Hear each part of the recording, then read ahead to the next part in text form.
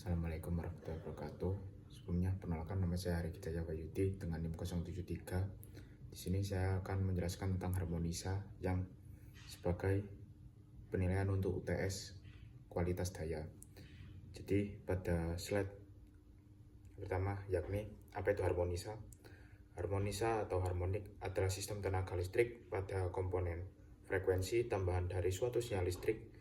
Selain frekuensi fundamental, frekuensi dasar di sebagian besar sistem listrik, frekuensi fundamental dia adalah 50 Hz atau 60 Hz. Jadi harmonisa di setiap negara itu berbeda. Akan tetapi yang kita gunakan pada saat di Indonesia itu hanyalah di sekitar 50 hingga 60 Hz. Next, lalu pengaruh elektronik daya terhadap peningkatan emisi harmonik dan interharmonik pada sistem kelistrikan modern. Penggunaan sistem elektronik daya seperti inverter, resistor, dan juga chopper semakin luas, sering menggunakan efisiensi energi dan juga kontrol daya. Akan tetapi perangkat ini bekerja dengan metode pensampleran switching yang menghasilkan gelombang non-sinusoidal, memicu emisi harmonik dan juga interharmonik. Jadi pada pengaruh harmonik seperti yang kita ketahui pada saat seperti saklar yang ada switching, itu menyebabkan sebuah energi yang memicu emisi harmonik dan juga interharmonik. Lalu dalam sistem kelistrikan modern, pada peningkatan penggunaan perangkat berbasis power elektronik seperti monitor, drive, sistem tenaga surya dan juga charge kendaraan listrik menyebabkan distorsi harmonik dan interharmonik semakin signifikan dalam jaringan listrik. Lalu, apa dampak harmonik dan interharmonik? Pemanasan berlebih pada transformator dan motor akibat rugi-rugi harmonik menurunkan efisiensi sistem tenaga dan berkurangnya kualitas daya, power quality. Lalu resonansi harmonik dapat memperbesar tegangan atau arus harmonik pada titik tertentu pada sistem. Gangguan elektromagnetik, penurunan umur peralatan listrik akibat stres thermal ataupun elektrik yang beban besar. Lalu kebutuhan baru pengukuran distorsi harmonik pada sistem kelistrikan. Distorsi tidak hanya terbatas pada harmonik konvensional, akan tetapi mencakup interharmonik dan supraharmonik kurang dari 2 kHz dan mengakibatkan penggunaan perangkat yakni menyebabkan gangguan kontrol, menyebabkan flicker, getaran mesin, dan juga gangguan komunikasi. Parameter tambahan diperlukan sebagai indikator kualitas daya yang lebih lengkap seperti THD terklarifikasi, indeks interharmonik, dan spektrum frekuensi tinggi.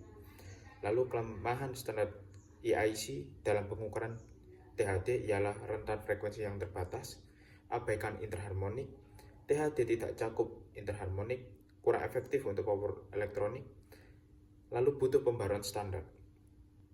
Kebutuhan baru dalam pengukuran distorsi harmonik pada sistem kelistrikan modern yakni supraharmonik kurang dari 2 kHz yang menyebabkan EMI dan kerusakan peralatan, perlu alat ukur dengan jangkauan frekuensi yang tinggi. Lalu interharmonik menyebabkan flicker dan gangguan komunikasi, butuh deteksi terpisah dari harmonik konvensional.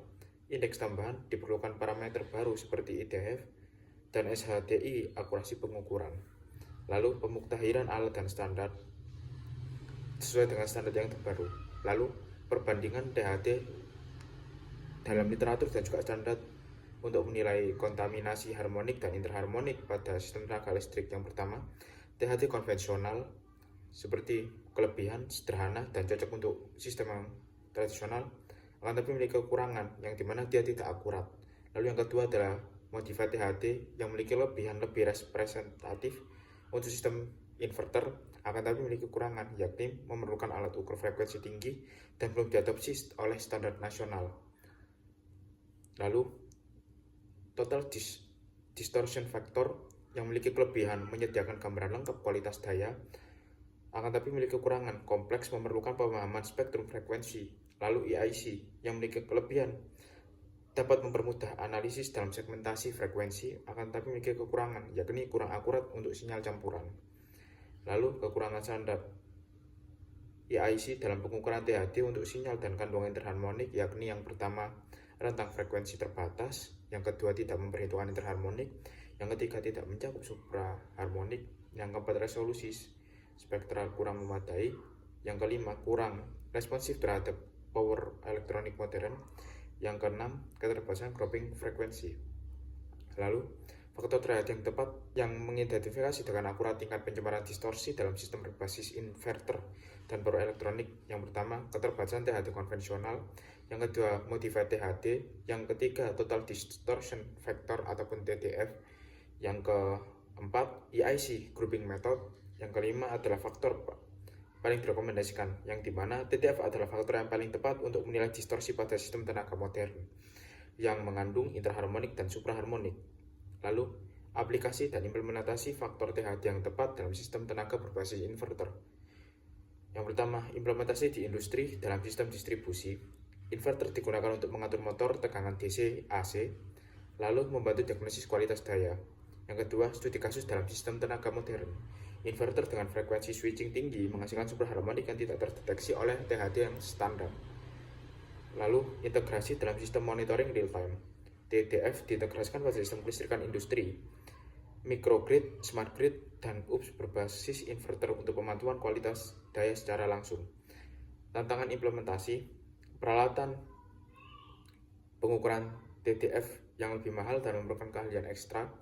Yang kedua, adopsi metode TDF memerlukan pembaruan standar dan regulasi kualitas daya. Dengan ini saya sampaikan untuk materi tentang harmonisa yang memiliki kesimpulan, yakni penggunaan inverter dan konverter meningkatkan emisi harmonik, interharmonik, dan supraharmonik dalam sistem tenaga modern yang tidak sepenuhnya terdeteksi oleh standar EIC saat ini. Oleh karena itu, diperlukan metode pengukuran yang lebih akurat seperti total distortion factor atau modified THD. Pendekatan ini lebih tepat dalam menilai kualitas daya serta mendukung penerapan teknologi fiber untuk menjaga efisiensi dan keandalan sistem kelistrikan. Sekian dari saya. Wassalamualaikum warahmatullahi wabarakatuh.